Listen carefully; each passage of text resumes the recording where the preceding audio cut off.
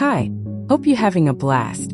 We start in the 1950s near the California desert. There is a company town called Victory, where happy families live an idyllic life.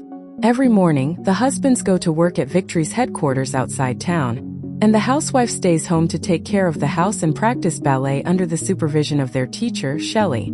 The wives are not allowed to ask any questions about their husband's work, and are forbidden from visiting the headquarters. One of these happy couples is Alice and Jack, who live a very active, intimate life and love to throw parties for their neighbors, especially Alice's best friend Bunny and her husband. The couple also have a favorite song that Alice likes to sing whenever she is doing housework.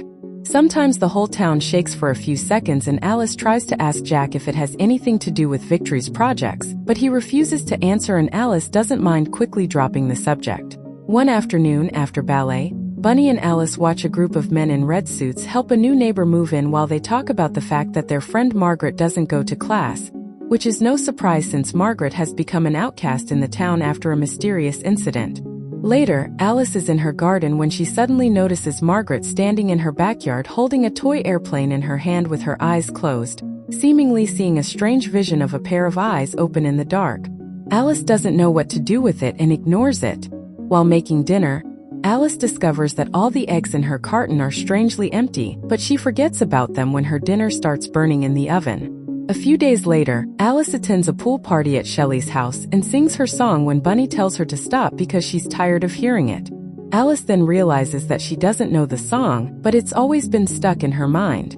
As the music plays in her head, strange images appear before Alice's eyes, but she forgets them again when Bunny distracts her. The party is interrupted for a moment by Shelley and her husband Frank, the CEO of Victory, giving a speech welcoming the new neighbors to town. Suddenly, Margaret interrupts the speech, asking why they are here when they shouldn't be. Her husband takes her away, but now the mood is awkward, so Frank takes over the conversation to remind everyone that they are here because they are changing the world by building a small town based on safety and order. Afterwards, Alice is still worried about Margaret and goes to look for her, only to find her in her house where her husband gives her some kind of medicine.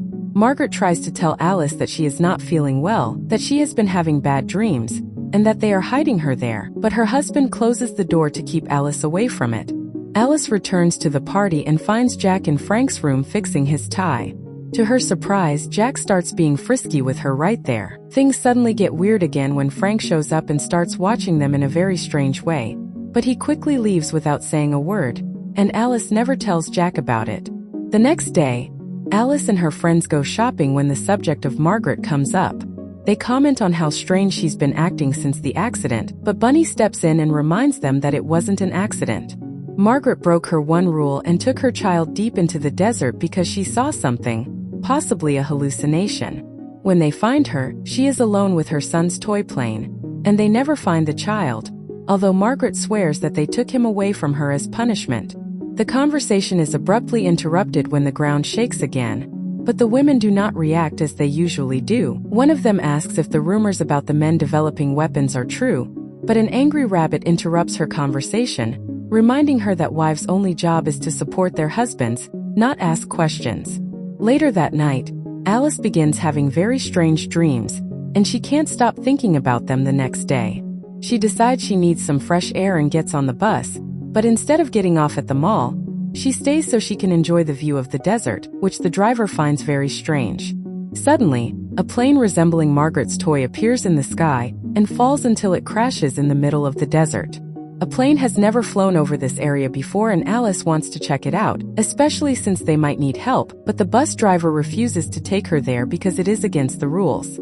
Alice breaks the rules anyway and walks deeper into the desert until she finally comes across a hill surrounded by a spiral path.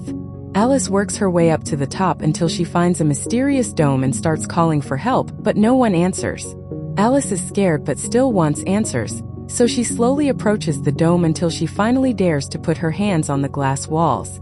This movement suddenly jolts her body and causes her to throw her head back as a series of strange and disturbing images appear in her eyes, and Frank's voice continues to talk about leaving a mess behind. When Alice is finally able to blink again, she finds herself on her bed at home. Confused and frightened, Alice goes to the kitchen, where she discovers Jack trying to cook because he didn't want to wake her up.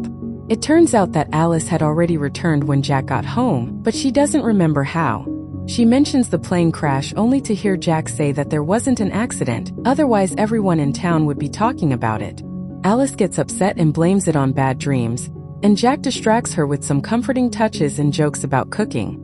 The next day, Alice is cleaning her windows as usual when the wall behind her suddenly starts moving, pressing her against the glass. Terrified, Alice tries to push it back, but in the blink of an eye, the wall snaps back into place, as if it had all been a hallucination. At that moment, the phone rings, and Alice picks up the receiver to hear Margaret asking her if she saw him. She points out that they are both lying and should leave, but Alice can't take it anymore and reminds her friend that she is not crazy before hanging up the phone. However, the conversation never leaves Alice's mind, and during her next ballet lesson, she is shocked to see her reflection transformed into Margaret. At first, Margaret mimics Alice's every move, but suddenly she places her hands on the glass and starts banging her head, causing Alice to scream in panic. No one else in the room knows what she is reacting to, and when Alice turns around, Margaret has disappeared. Concerned about the meaning behind this, Alice rushes home and finds Margaret standing on the roof of her house. Alice screams at her as she cries, trying to stop her, but Margaret ignores her and ends it. Alice panics again and tries to reach Margaret, but she can barely take 2 steps before the men in red appear and drag her away. That evening, Alice tries to tell Jack what happened, but Jack doesn't believe her because Margaret's husband is with her in the hospital and told everyone that she was fine. It was just an accident while she was cleaning the windows. She hates being treated like she's crazy and demands to know the truth, asking Jack about his job and what the company is hiding from everyone until he finally loses his temper. He yells at her to remind her that answering these questions could mean losing their wonderful life together, and tells her to drop the subject before he leaves her alone for the night.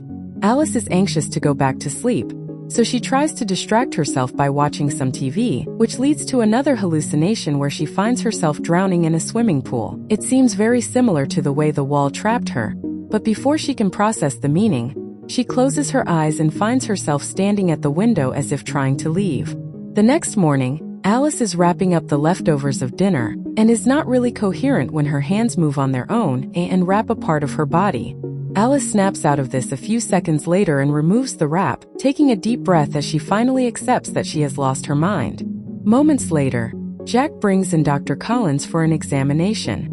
The doctor determines that this must be due to stress from the trauma of seeing Margaret fall, and when Alice tries to explain what really happened, Collins says that the mind can sometimes alter reality because it is overwhelmed with grief. He also tries to prescribe some medication, but Jack and Alice refuse to take it, promising that she does not need it. At that moment, Alice notices that Collins is carrying confidential files on Margaret in his bag, prompting her to ask what happened to her. Collins explains that Margaret suffered from fits of rage and madness, which did not allow her husband to do his work in peace, so he was fired from Victory and Margaret was sent elsewhere to get the help she needed. Collins then leaves the house, accidentally forgetting his bag. Once he and Jack are out, Alice jumps on the briefcase to look for clues, but is interrupted by Collins's return when he realizes what he forgot. Alice pretends to pick up the briefcase to hand it to him, and thankfully everyone believes her. Once Collins leaves for good, it is revealed that Alice stole Margaret's files, but all the pages were blacked out. Since the files are useless, Margaret burns them in the fireplace while thinking of Margaret and drinking whiskey to drown out her guilt. She is still drinking moments later when she takes a shower and her mind starts to drift, causing her to see all those disturbing images again, although this time she can also see the beautiful moments of the couple cuddling. She is suddenly brought out of her stupor when Jack comes home and plays some music, and while Alice is still in shock, Jack comes to see her and asks her out of nowhere if they should have a baby. Alice promises to think about it. Later that evening, the two attend a lavish party hosted by Frank at a restaurant, who keeps watching her as she discusses things with Collins in the corner. This puts Alice on edge, and she begins to break down when a dancer appears in the room to perform, reminding Alice of her visions. As the tears begin to fall, Alice asks Jack to walk her home, but Jack ignores her because Frank is going on stage to announce a big event. To everyone's surprise, Frank calls Jack to join him and announces that he got a promotion. Everyone starts celebrating, but that's the last straw that causes Alice to completely break down, and she runs to the bathroom, where she sees the vision of the couple again. Bunny suddenly shows up to check on her and Alice tries to explain everything, but Bunny interrupts and scolds her for breaking the rules. She thinks that Alice is acting like a woman and trying to ruin her husband's big night, so she needs to pull herself together and be a good wife. Alice has no choice but to go back to her routine and try to forget everything. A few days later, Jack hosts a dinner party at his house, which Frank and Shelley also attend. While Alice is busy cooking, Frank approaches her to tell her that she loves him. He has always wanted someone to challenge him because great men can only change history if they are pushed, so he hopes that Alice will continue to push her in the future. During dinner, Alice decides to sit at the head of the table instead of letting Jack sit because she wants to look directly at Frank while she eats.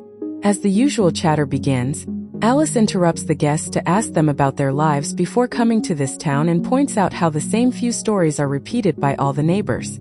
They are asked to remember these stories because she wants them to forget the real ones, like what happened to Margaret.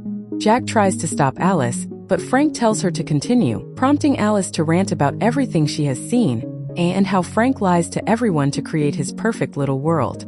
Frank keeps a straight face and tells everyone that Alice suffers from the same psychosis as Margaret, even accusing her of being in his bedroom. Everyone is extremely uncomfortable, and Shelley explodes, accusing Alice of causing chaos and insulting her husband before standing up and leaving. All the other guests follow her, and while Jack goes to open the door, Frank stays behind to tell Alice that he expects more from her before he leaves as well. Alice is left fuming, and explodes again when Jack returns and accuses her of trying to ruin his big night. She immediately comes to him and swears that this was not the case, that Jack is more important to her than this life in Victory, and that they should leave this place before it destroys their relationship. After hearing much pleading, Jack finally gives in and agrees to run away together. Alice wastes no time and rushes to pack the simple necessities before joining Jack in the car, who shocks her when he suddenly apologizes. Alice does not understand what is happening until the men in red show up to drag her away, and Jack begins to cry when he hears his wife screaming for help. Alice is taken to the hospital to receive electroshock therapy. As her entire body aches, she begins to have those visions of the couple again and discovers that she and Jack are living in the modern era and singing that disturbing song. Jack has lost his job, but Alice says that is okay because she can work another shift at the hospital, where she is a doctor. The double shifts start to take their toll on Alice, and when she arrives home late, Jack doesn't help her mood by failing to make dinner and having the audacity to insult her when Alice is too tired to care for him. Jack eventually spends the night listening to Frank's podcast promoting a way for men to find their true selves away from the society that stifles them. A while later, Alice wakes up triumphant in the hospital. Collins announces that she has been cured, so Alice is sent back to the city, where she begins to live her old routine again as if nothing had happened. The days pass uneventfully until Jack comes home from work one evening and sings that annoying song again. This time, Alice is able to remember the lyrics, and this triggers the memory of being dragged across a floor she can't recognize. It turns out that the Jack she sees in her visions is real and has applied to join Project Victory, where he can choose the perfect life. This has given him access to a special machine he keeps at home, and Alice is connected to it 24/7, as her life in Victory is a simulation. This applies to all the wives there, and like the other men, Jack is only connected to this machine for a few hours each day, disconnecting when he enters the headquarters in the desert. The rest of the time, he is responsible for keeping Alice's real body well, and must work a simple job to pay for the machine. After returning to Victory, Alice falls to the ground in pain, overwhelmed by the images that just flooded her mind. She demands an explanation from Jack, who immediately gets defensive and screams that he did it so they could have a perfect life because they were miserable. Alice still thinks he was being an idiot for taking away her independence and trying to convince her that she is crazy. She is also worried about the other wives and children, but Jack immediately explains to her that the children are not real, they are part of the simulation as well. Jack then falls to his knees to beg for forgiveness while hugging Alice, making it hard for her to breathe. Alice, fed up with her husband's lies, grabs a glass and uses it to beat Jack until he faints. What she doesn't know is that dying in Victory also kills you in real life, and while the real Jack closes his eyes, Frank receives a call telling him what happened. At that moment, Bunny enters the house because she heard some noise and immediately covers Jack's body before trying to calm Alice down. Alice tries to explain everything and Bunny admits that she already knows, and she chose the simulation because it's the only way she can get her children back after they died in real life. She also explains that Alice needs to go to headquarters and disconnect herself because Jack can no longer do that for her in the real machine. Alice is scared but does as Bunny asks her to, and she finds all the neighbors coming out as well. When all the street lights start to explode, the women start to notice that something is wrong, but the men focus on asking about Jack and trying to stop Alice. Bunny gets out to push the men away, giving Alice the opportunity to get into a car and drive off in time before the men in red arrive, stealing cars to chase her down. A chase ensues through the streets, and while Alice manages to get out of the city without a hitch, things get complicated in the desert when the men in red start hitting her car with their cars. Dr. Collins also arrives in his own car and rushes to help her, but when Alice finds herself trapped, the car quickly drives off the road, causing Collins and the others to crash into each other. Frank receives the news of Collins' death at home via a loudspeaker call, so Shelley hears what is happening as well. While Frank is busy giving orders, Shelley approaches him and stabs him, claiming that it is her turn now. In the desert, Alice continues driving until she finds a hill and takes the road by car, but the car breaks down at a bad turn. Still not ready to give up, Alice gets out of the car and starts running, believing that the car blocking the road is enough to stop the others. Unfortunately, the men in red also leave their cars and start climbing the hill to try to catch up with her. So Alice has to push her body to the limit in order to run all the way to the top. When she reaches the dome, Alice imagines Jack hugging her and telling her to stay, as she remembers their time together in real life. At that moment, the men in red appear behind her, reminding her of what she must do. Alice runs to the wall and puts her hands on the glass, throwing her head back as disturbing images mixed with some of her real memories come back to her. Suddenly, everything goes black, and Alice is stunned and the movie ends here. Thanks for watching.